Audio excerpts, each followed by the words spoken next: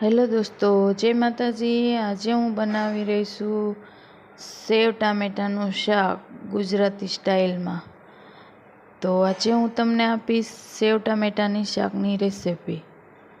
તો સેવ ટામેટાનું શાક તો દરેક ઘરમાં બનતું જ હોય છે, પણ હું આજે તમને આપીશ એક અલગ જ રીતમાં રેસિપી। તો ચાલો આપણે બનાવીએ સેવ ટામેટાનું શાક।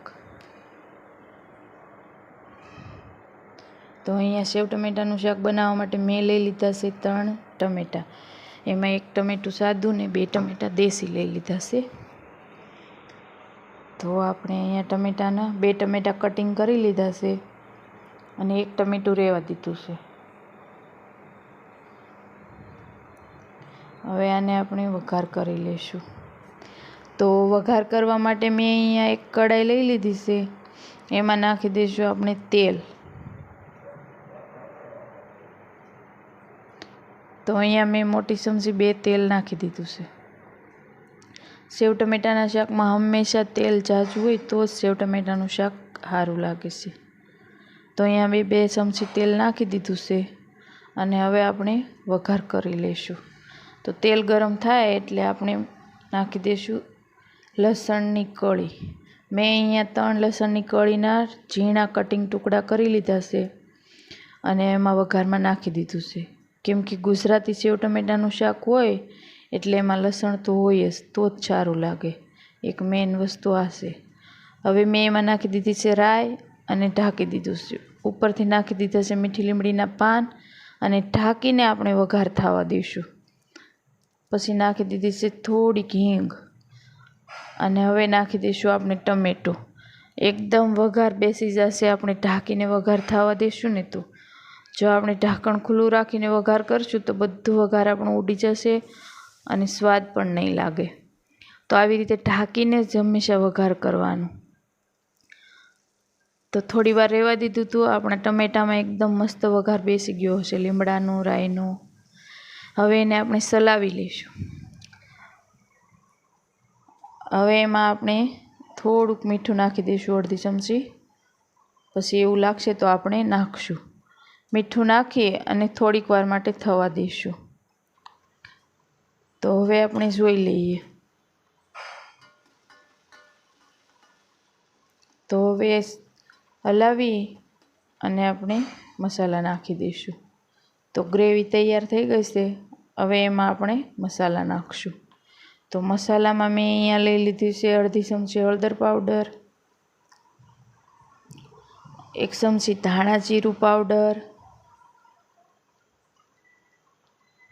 1 ચમચી લાલ મરચું પાવડર અને હવે આપણે જોશું એક ખાસ રીત।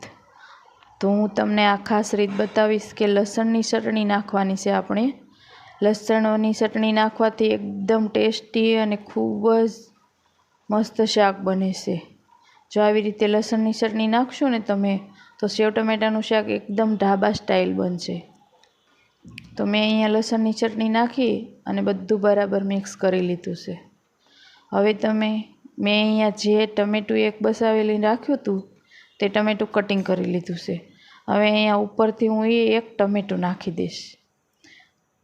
તો આપણે હોટલમાં ખાતા હોઈએ એમાં અમુક ટમેટાના મોટા ટુકડા પણ આવતા હોય છે। તો તે લોકો આવી રીતે ઉપરથી ટમેટું નાખે એટલે મોટા ટુકડા રહેશે। તો અહીંયા મેં આ ખાસ રીત તમને બતાવી છે। તો આમાં મેં 1 ટમેટાના ટુકડા પણ નાખી દીધા છે ઉપરથી। ઘણા લોકો ગ્રેવી કરી અને 1 ટમેટું આખું રાખીને બનાવતા હોય છે, પણ મેં અહીંયા તેલમાં સોડવી અને ગ્રેવી કરી નાખી હતી। હવે તેલ અહીંયા આપણું બધું છૂટું પડી ગયું છે। હવે આપણે એમાં જોતા પ્રમાણે પાણી નાખી દઈશું। તો અહીંયા મેં 1 વાટક્યો પાણી નાખી દીધું છે અને થોડુંક પહેલાં નાખ્યું હતું। હવે જો આમાં સેવ નાખશું ને તો આપણું સેવ પાણી શોષી લેશે, એટલે આમાં થોડુંક પાણી વધારે જ નાખવાનું। હવે મેં નાખી દીધું છે થોડુંક મીઠું। મેં ચાખ્યું એટલે મને મીઠું ઓછું લાગ્યું તો થોડુંક મીઠું નાખી દીધું છે। હવે એવું લાગે છે થોડુંક પાણી નાખવું પડશે, તો મેં અહીંયા થોડુંક પાણી નાખી દીધું છે અને હવે આપણે આને સળવા મૂકી દઈશું ઢાંકીને। તો ઢાંકીને રહેવા દીધું હતું। તો હવે એકદમ ઉકળીને મસ્ત સળી ગયું છે। હવે આપણે આમાં નાખી દઈશું સેવ.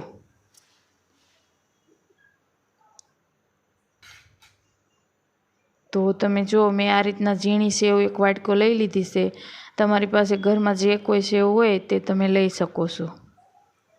પણ હંમેશા ઝીણી સેવમાં સેવ ટામેટાનું શાક મસ્ત બને છે. આમાં તમે થોડીક ખાંડ પણ ઉમેરી શકો છો, પણ મેં નથી નાખી. જો થોડીક ખાંડ નાખશો ને તો એકદમ ઢાબા સ્ટાઇલ મસ્ત ખાટું મીઠું શાક લાગશે. કેમ કે અહીંયા 2 દેશી ટામેટાં અને 1 સાદું ટામેટું નાખેલું છે. તો છેસ ખાંડ નાખવાથી મસ્ત શાક બને છે, પણ મેં અહીંયા નથી નાખી. તમે નાખી શકો છો. ઉપરથી નાખી દીધા છે મેં થોડાક ધાણા. તો તમે જો કેટલું મસ્ત સેવ ટમેટાનું શાક બનીને તૈયાર છે. હવે આટલો રસો આપણે રાખશું તો પણ તે સૂસી લેશે. તો જો એકદમ મસ્ત સેવ ટમેટાનું શાક બનીને તૈયાર છે. હવે એને ઉતારી લેશું નીચે અને કાઢી લેશું આપણે એક બાઉલમાં. તો જો નીચે ઉતારીને થોડીક વાર રહેવા દીધું એટલામાં તો સેવ પણ રસો સૂસવા લાગી. એટલે આપણે આમાં રસો થોડોક વધારે જ રાખવાનો. તો તમે જો કેટલું મસ્ત સેવ ટમેટાનું શાક બનીને તૈયાર છે. તો તમને મારી આ રેસીપી જરાક પણ પસંદ આવી હોય તો લાઈક, શેર એન્ડ સબસ્ક્રાઈબ કરવાનું ભૂલતા નહીં. એકદમ કાઠિયાવાડી ઢાબા સ્ટાઇલ સેવ ટમેટાનું શાક છે આ. તો તમને નજીકથી પણ બતાવી દઉં કેટલું મસ્ત લુક આવે છે, કેટલું મસ્ત સેવ ટમેટાનું શાક બનીને તૈયાર છે. શાખવામાં પણ એટલું મસ્ત લાગતું હતું, ખાવામાં પણ મસ્ત જ લાગશે. તો તમે જો કેટલું મસ્ત સેવ ટમેટાનું શાક બનીને તૈયાર છે. જય માતાજી.